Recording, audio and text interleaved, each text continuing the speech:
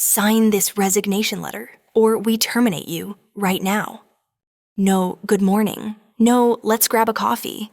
Just that sentence sitting on the mahogany table like a body bag. 21 years. I started at Ironclad Solutions when the servers were the size of refrigerators, and I was just a hungry 25-year-old kid in a thrift store suit. I stayed through the 2008 crash, the 2020 lockdowns, and 3 different CEOs who couldn't find their own offices without a map.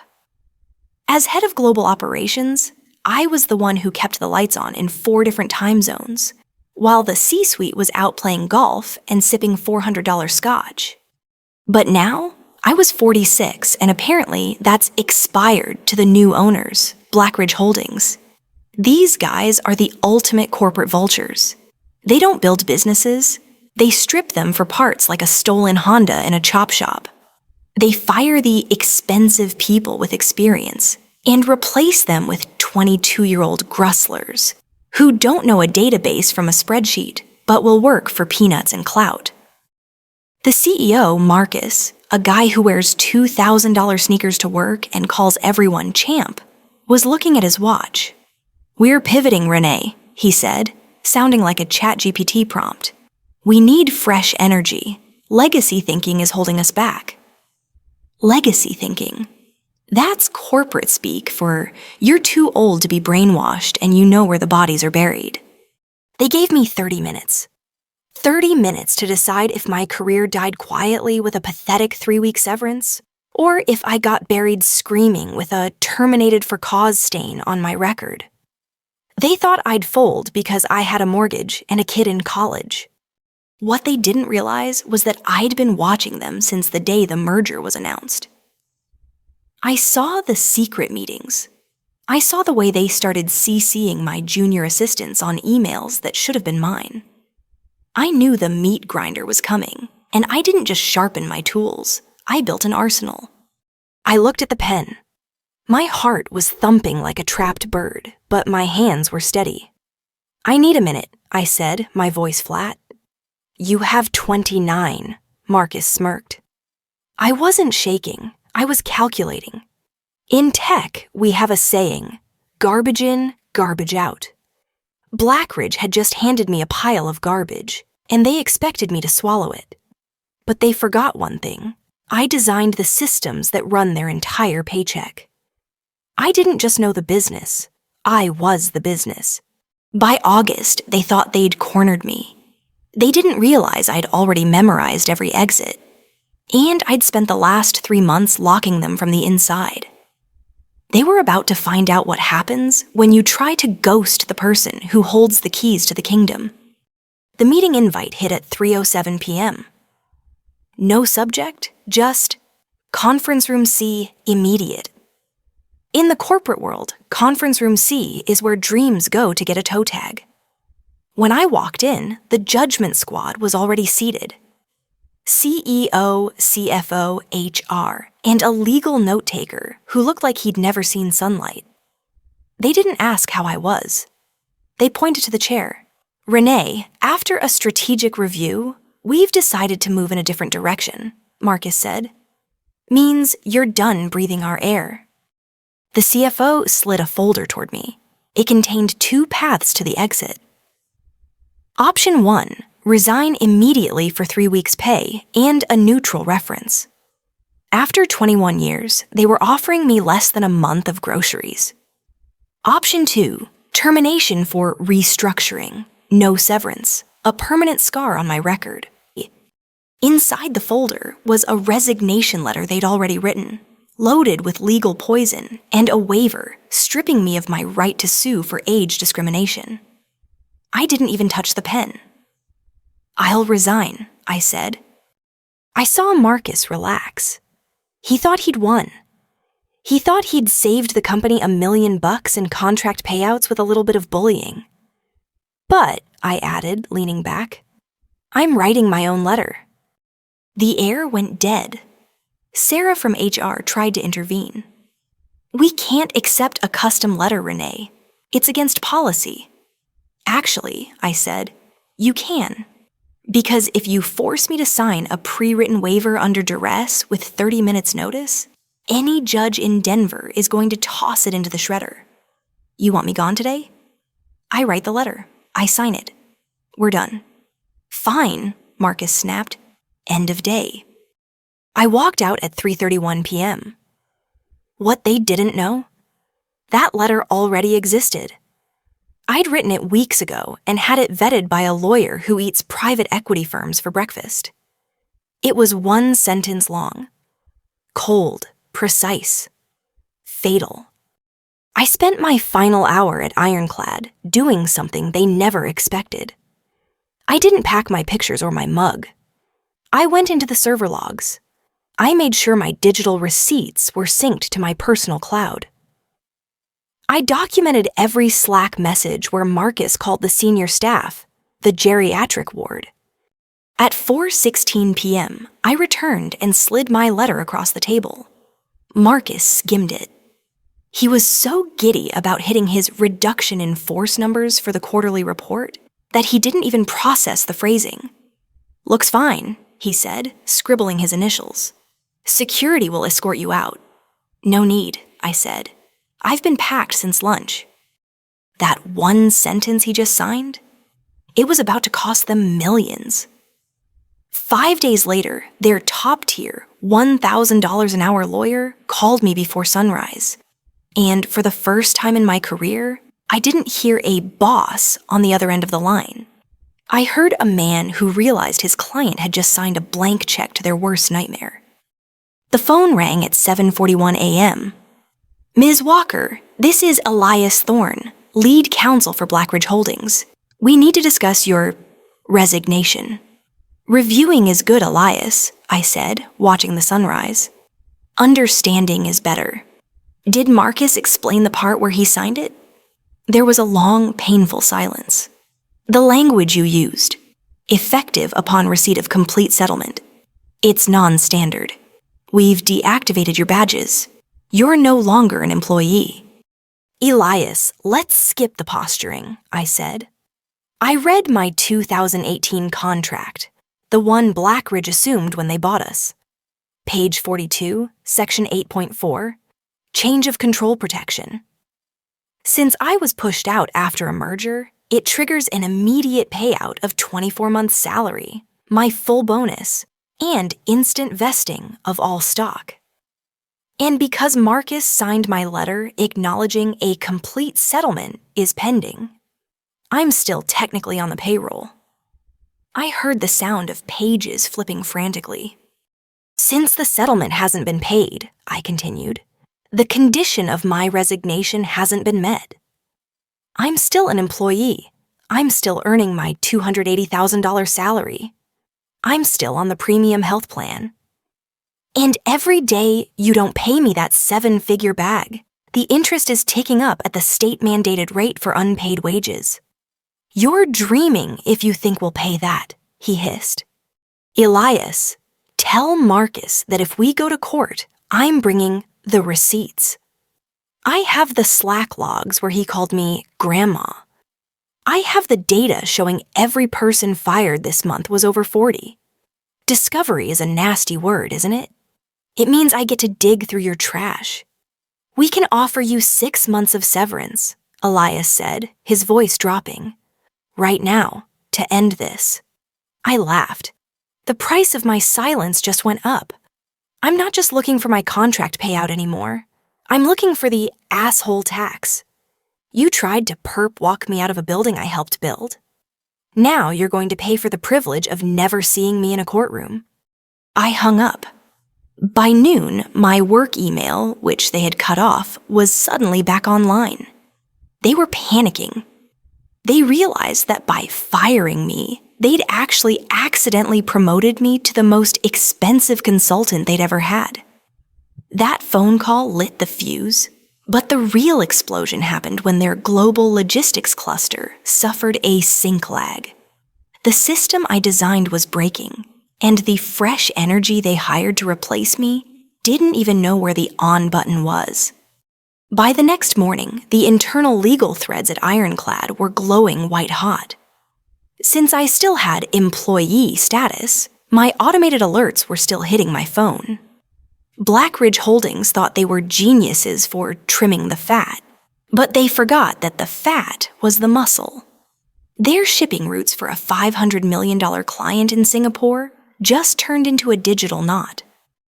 The junior Grussler they put in my chair, a kid named Tyler who spent more time on TikTok than in the terminal, had no idea how to fix it.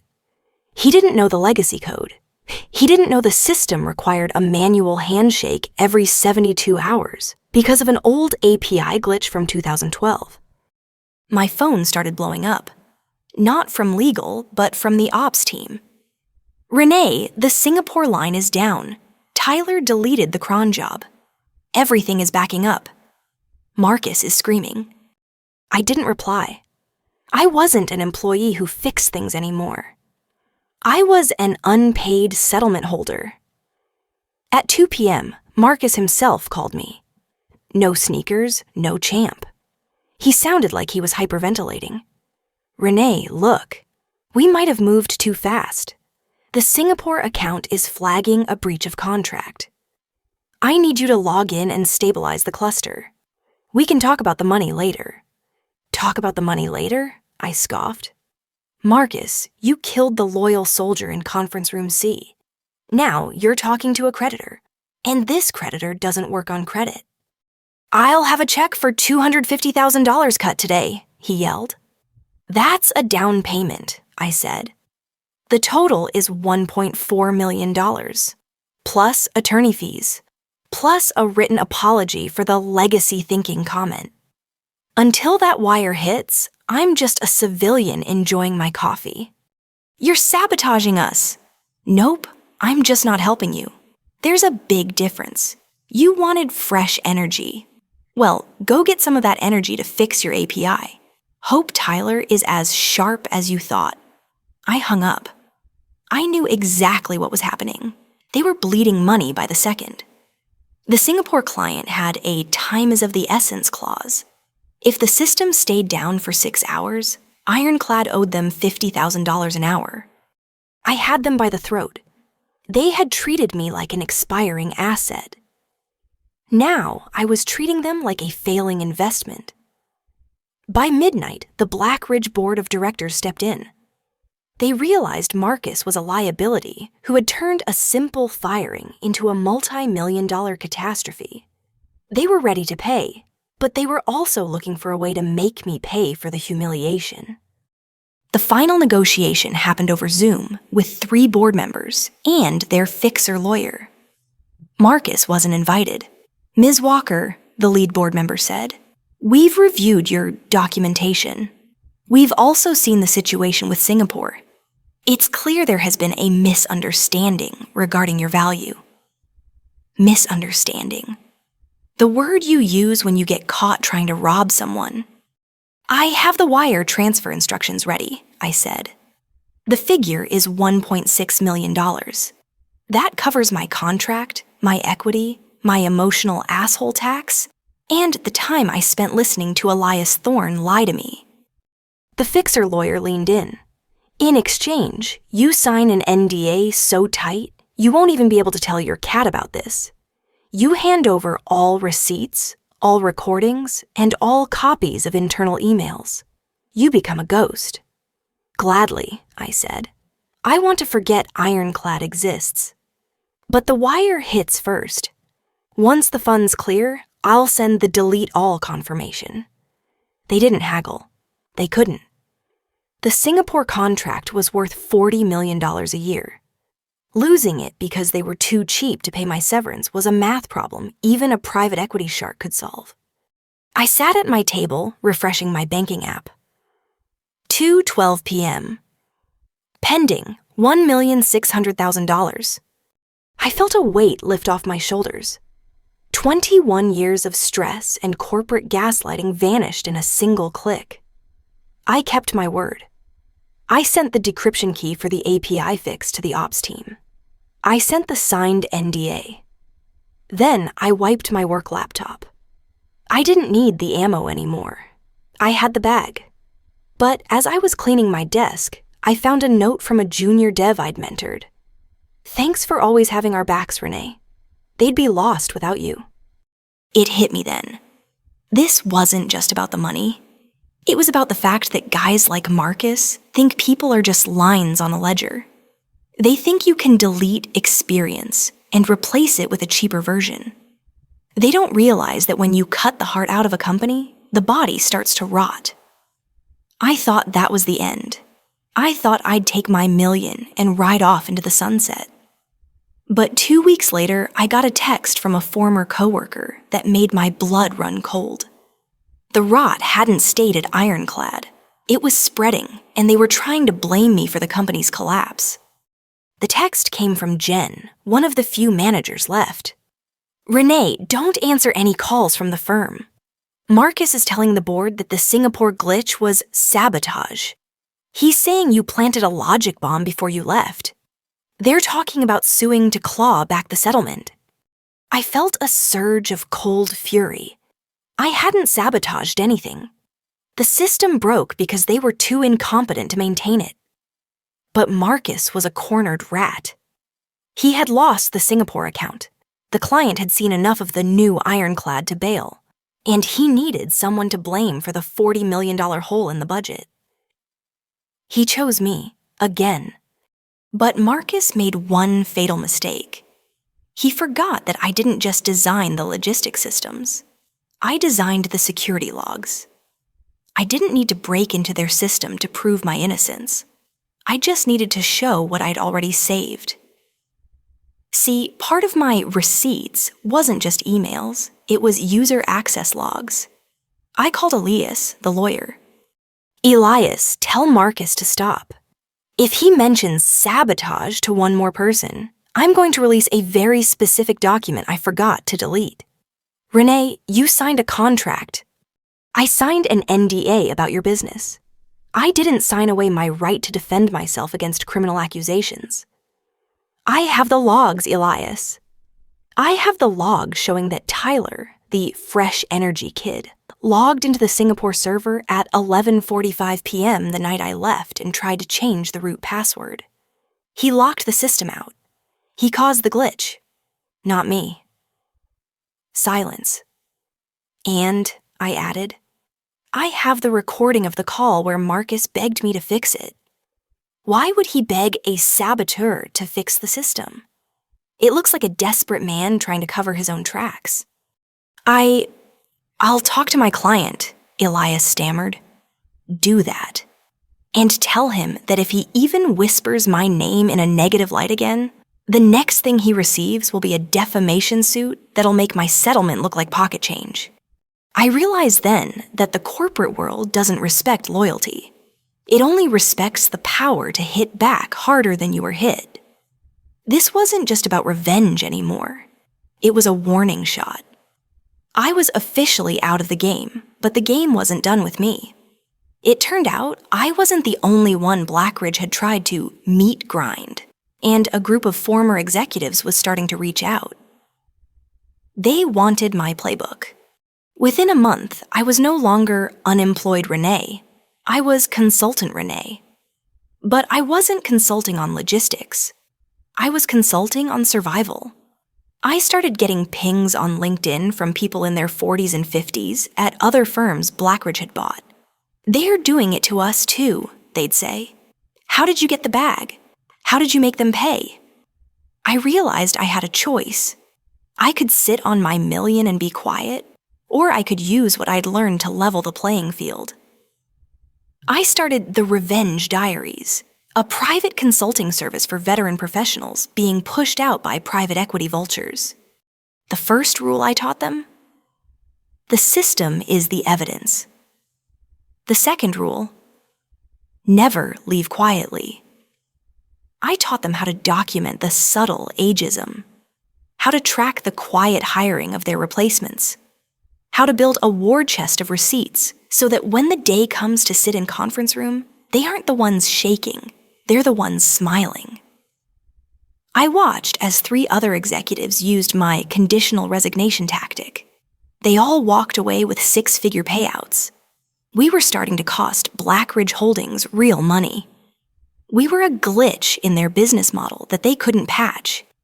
As for ironclad solutions, it didn't last the year.